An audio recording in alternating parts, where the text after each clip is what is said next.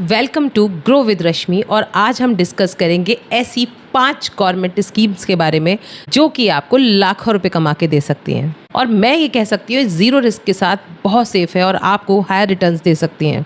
और इन्हीं 5 स्कीम को आज के वीडियो में हम डिस्कस करेंगे ब्रीफली लेकिन एक्यूरेटली। इस वीडियो की सबसे पहली स्कीम है नेशनल सेविंग सर्टिफिकेट। ये टोटली नो ब्रेनर है। अगर आप लो रिस्क में या एफडी के बराबर रिस्क में हाई रिटर्न चाहते हैं तो ये स्कीम आपके लिए है। कह सकते हैं कि हम एफडी जितना या उससे भी कम रिस्क ले रहे हैं लेकिन हमें हाई रिटर्न मिल रहे हैं, तो कोई तो कैच होगा ना। तो कैच ये है कि 5 साल का लॉक इन पीरियड है और इसी बात का आपको 1% का रिटर्न ज़्यादा मिल रहा है। आप ये मान के चलो कि आपका पैसा अगले 5 साल के लिए लॉक हो जाएगा और आप इसे बहुत ही रेयर कंडीशन में निकाल सकते हो। तो आप इसे कंपेयर कर सकते हो कि ओल्ड टैक्स रिजीम में जो एफडीज चला करती थी उसमें भी 5 साल की स्कीम होती थी और 5 साल तक के लिए लॉक इन पीरियड होता था।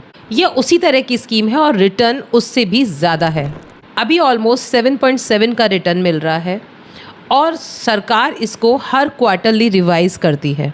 पर आप रफली ये मान के चल सकते हैं कि ये नॉर्मल बैंकिंग से हमेशा आपको 1% का रिटर्न ज़्यादा देगा। तो एफडी से जो हमें कंप्लेन रहती थी कि वो इन्फ्लेशन को बीट या मैच नहीं कर पाती, इसके साथ ये बिल्कुल नहीं होगा और ये इन्फ्लेशन को भी आफ्टर टैक्स मैच कर पाएगा। और टैक्सेशन पे जो आप इंटरेस्ट कमा रहे हो वो भी आपके टैक्स स्लैब के हिसाब से ही कैलकुलेट होगा। और इसमें कुछ भी फैंसी नहीं है, मेरे हिसाब से नो ब्रेनर है। और अगर आप अपने पैसों का रिस्क नहीं लेना चाहते और इन्फ्लेशन को बीट या मैच करना चाहते हो तो this option is so good for you. National saving certificate आपके नज़दीक के पोस्ट ऑफिस या किसी भी बड़े सरकारी बैंक में उपलब्ध हो जाता है। अब हम चलते हैं अपने सेकंड ऑप्शन पे जो कि और बेटर है, जिसका नाम है सीनियर सिटीजन सेविंग स्कीम। आपने अधिकतर बैंक्स में देखा होगा कि सीनियर सिटीजन्स को एफडी पर करीब करीब आधा % रिटर्न ज़्यादा मिलता है। तो आप सीनियर सिटीजन सेविंग स्कीम को वही मान लीजिए, एनएससी का सीनियर सिटीजन वर्जन। यानी कि आपको यहाँ पर भी एनएससी से आधा % रिटर्न ज़्यादा मिल रहा है। करेंटली जो इसमें इंटरेस्ट है 8.2%, टैक्सेशन बिल्कुल सिमिलर है और लॉक इन पीरियड है 5 ईयर्स। 5 साल के बाद आप इसको 3 साल के लिए और एक्सटेंड कर सकते हैं। एक फ्लेक्सिबिलिटी इसमें और है, रिटर्न तो पहले ही ज़्यादा है 8.2%, तो आपने इन्फ्लेशन को ईजिली बीट कर दिया। This is the amazing instrument for the 60 and 60+ people. आपकी एज 60 या 60+ होना इसका एलिजिबिलिटी क्राइटेरिया है, लेकिन अगर आप एक डिफेंस पर्सन हैं और अभी अभी रिटायर हुए हैं तो आप इसको 1 मंथ बाद भी ले सकते हैं। यानी कि अगर आप 50 ईयर्स से प्लस हैं और अभी रिटायर हुए हैं तो आपको 60 साल तक इंतज़ार करने की बिल्कुल ज़रूरत नहीं है। This is a amazing instrument. और रिस्क सिर्फ इतना है कि अगर गवर्नमेंट इसको रिवाइज़ करती है तो इंटरेस्ट रेट कभी थोड़ा कम हो सकते हैं, लेकिन गवर्नमेंट इस बात का बहुत ध्यान रखती है because most of the people के एक्सपेंडिचर इस पर डिपेंड होते हैं। ये स्कीम किसी भी पोस्ट ऑफिस, सरकारी बैंक या बड़े प्राइवेट बैंक्स में अवेलेबल है। So it's very very accessible. NSC में मिनिमम इन्वेस्टमेंट 1000 रुपये है और कोई अपर लिमिट नहीं है। और सीनियर सिटीजन सेविंग स्कीम में भी इन्वेस्टमेंट मिनिमम 1000 रुपये है लेकिन अपर लिमिट 30 लाख रुपए तक की है। एनएससी की सारी इन्फॉर्मेशन डिटेल इस स्क्रीनशॉट में है। इस वीडियो को पॉज करके अभी स्क्रीनशॉट ले लो और फ्यूचर के लिए इसको सेव करके रखो। इसके बाद हम बात करेंगे मेरी फेवरेट स्कीम की, because I am a parent of a girl child. और अगर आप भी एक गर्ल चाइल्ड के पेरेंट हैं तो ये आपके लिए बहुत काम की है। और this is again a no brainer और इसके बारे में आपने ज़रूर सुन रखा होगा, जो कि है सुकन्या समृद्धि योजना। जब तक आपकी बेटी की उम्र 10 साल या उससे कम है तो आप इस स्कीम को ज़रूर अवेल कर सकते हैं। ये स्कीम कम मैच्योर होगी तो जब आपने इस स्कीम को लिया उसके 21 साल बाद या फिर 18 साल के बाद आप अपनी बेटी की शादी करते हैं। रिस्क फ्री है, रिटर्न 8.2 का है। किसी भी सरकारी बैंक में, एसबीआई में या पास के पोस्ट ऑफिस में आप इसको खुलवा सकते हैं। मिनिमम कंट्रीब्यूशन 250 रुपीज़ है और साल के आप 1.5 लाख रुपए तक इसमें इन्वेस्ट कर सकते हैं। प्री मैच्योर विड्रॉल अलाउड है।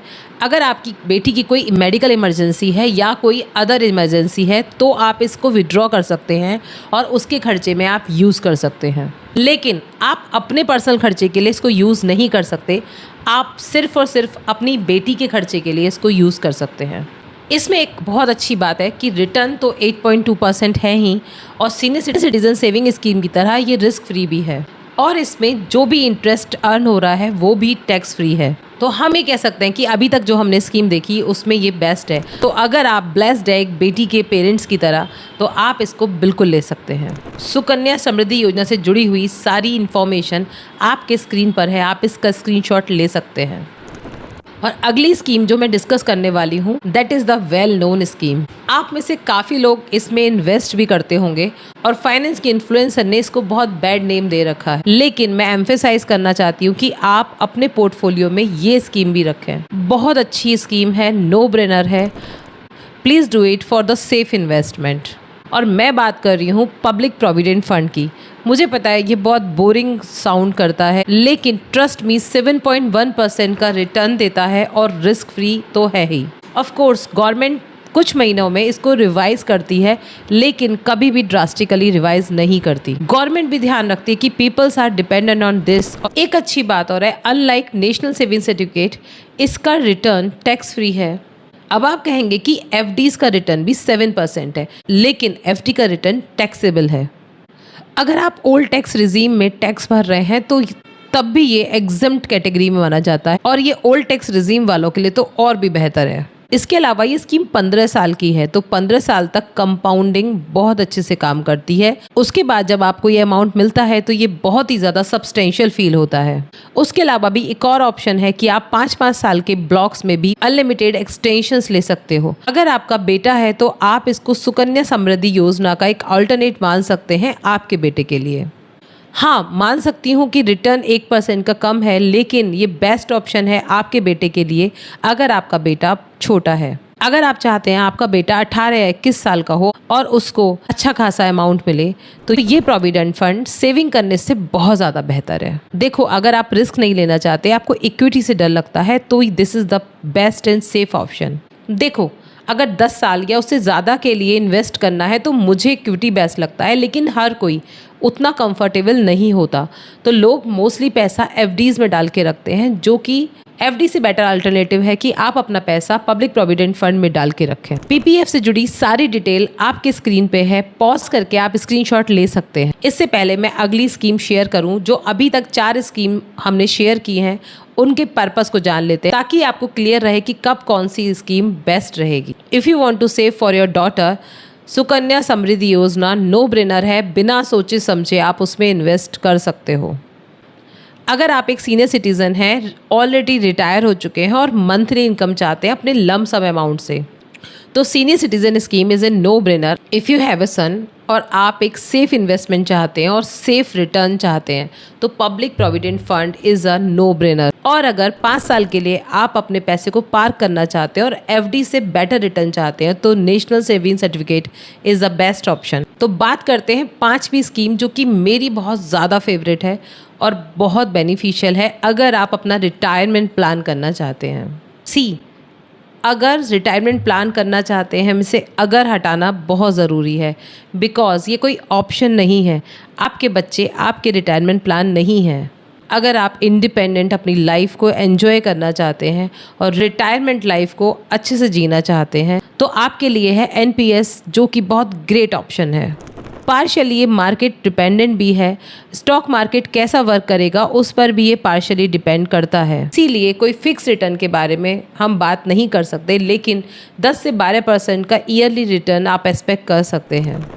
और सबसे अच्छी बात क्या है कि रिटायरमेंट से पहले, यानी कि लगभग 60 साल से पहले, आप इसमें से कुछ भी विड्रॉ नहीं कर सकते, एक्सेप्ट जब तक कुछ स्पेशल कारण ना हो आपके साथ। इसी वजह से लोगों के एनपीएस बंद नहीं होते, और ये बहुत प्रो फैसिलिटी है, वरना लाइफ छोटी छोटी ज़रूरतों के लिए एफडीज़ को ब्रेक करा लेते हैं, जो कि हमने रिटायरमेंट की प्लानिंग के लिए रखी होती। इसीलिए एनपीएस है, और ये सब होने से इसमें आप बच जाते हैं। इसीलिए अगर आप अपना रिटायरमेंट प्लान कर रहे हो ना, तो एनपीएस ज़रूर अपने ऑप्शन में रखना।